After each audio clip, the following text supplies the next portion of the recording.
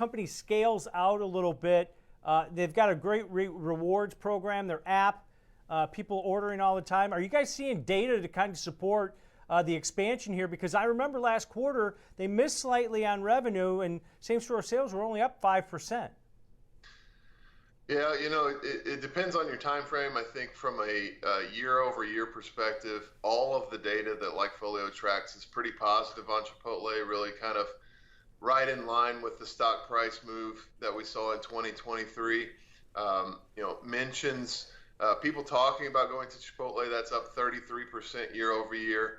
I think web visits is a big deal because, like you said, they're really leaning in to the online ordering and doing very well with that. Web visits up 18% year over year. And what's really interesting about this, I think, is that January, the beginning of the new year, is typically a low point in terms of consumer interest in Chipotle. People just normally aren't really thinking that. We usually see big upticks through the spring and into the early summer where it kind of plateaus out. You can see that on that chart.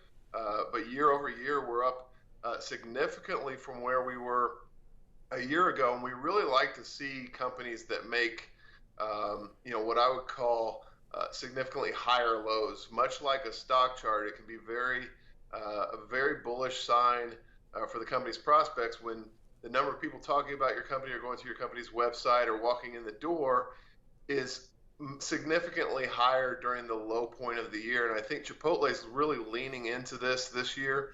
They've got a New Year's campaign. They've got it's called the No Quitters Challenge that they're partnering up with a run tracking app named Strava. And they're really leaning into this idea of, healthy eating, Chipotle as the healthy choice for people who exercise a lot, and trying to make January a little bit more positive for the company than it normally is. And so, when we look at Chipotle, we love to see those, higher lows, but we also love to see how much Chipotle is loved by consumers compared to its competitors like McDonald's, like Shake Shack. We see Chipotle's consumer happiness levels significantly higher. So all in all, I think Chipotle is in very good position going into 2024 to expand on the gains that it made in 2023. Andy, how do you think Chipotle did this?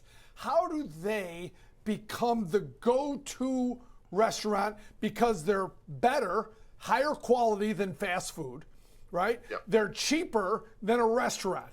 They're in that sweet spot that affluent people, young adults and older adults seem to like because of that. They're faster, but it's like that company that the parents are like, Chipotle, it's not really bad for you. It's actually pretty healthy fast food. How did they do that? And with a company that has about 3,300 stores and they're looking to go to 7,000, a company that's moving out to the burbs more, moving into Canada, growing like a weed, how do they keep that up? And is their game plan to stay right in the middle of fast food and restaurant dining? Is that the long-term plan for them? Yeah, I think it is. When I think how did they do that, I kind of think they took the Taco Bell playbook and they applied it upscale, at a higher price point where you've essentially got a limited number of ingredients that create kind of an unlimited menu for your customers. And as long as you nail those combinations and you nail those ingredients and you keep the speed of service up, then you can really make incredible things happen. And I think that, the move over from the Taco Bell to the CEO of Chipotle, I think was an enormous boost for this company. I think from a kind of execution perspective, this went from a company that couldn't make queso just a few years ago to now a company that is absolutely outperforming all peers. And so I think that comes down to the executive management team that's in place. I think they're phenomenal. I think they really know what they are in terms of who their customer is and how to expand on that and how to take advantage of it, like you said, in terms of adding stores. I think, they've got the playbook and they're just executing to a T. And I think there's no reason to think that they won't be able to continue to do that. One of the headwinds, Andy, that I foresee moving forward is it seems like every 6 months to a year they're raising prices. Okay, and it's still considered fast food. Everyone that they build out now has these Chipotle lanes, like 2 or 3 drive-throughs, which is a bonus for them. But are they going to price themselves out, especially if there's inflationary pressures or maybe job losses, and now you've got the payback of student loans? Is that the caveat where they could say, okay, we keep raising prices, we're going to price ourselves out of that mid-range like Kevin talked about between fast food and maybe a sit-down meal? I know. I keep thinking that.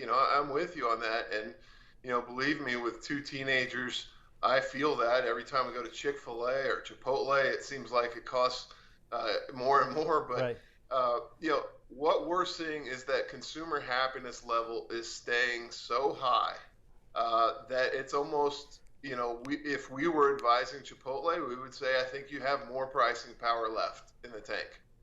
This has not really started to impact consumer preference.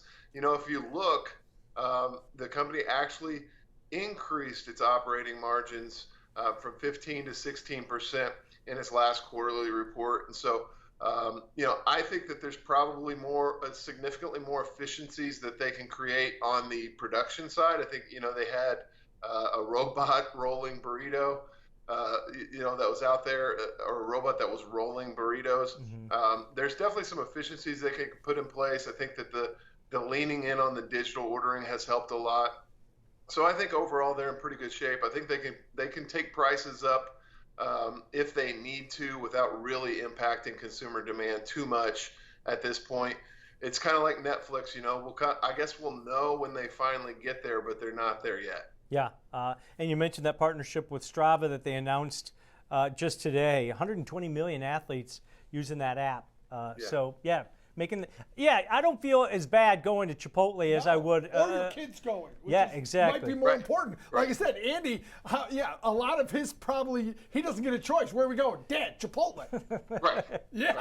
Chick-fil-A. It's automatic. Hey, I did want to tell you guys, as part of this research, I learned that the second Friday in January is called Quitter's Day because that's when New Year's resolutions tend to fail. And so I want all of us to mark our calendars for a week from Friday. We're not going to fail this year. No failing. It's dry January too. Don't forget that. That's already taken hold. Yeah, I think we already blew that one. But no, that's me. another story. I'm gonna make it. I'm gonna make it this year. All right, Andy. Great stuff. Great data as always. Have a great day.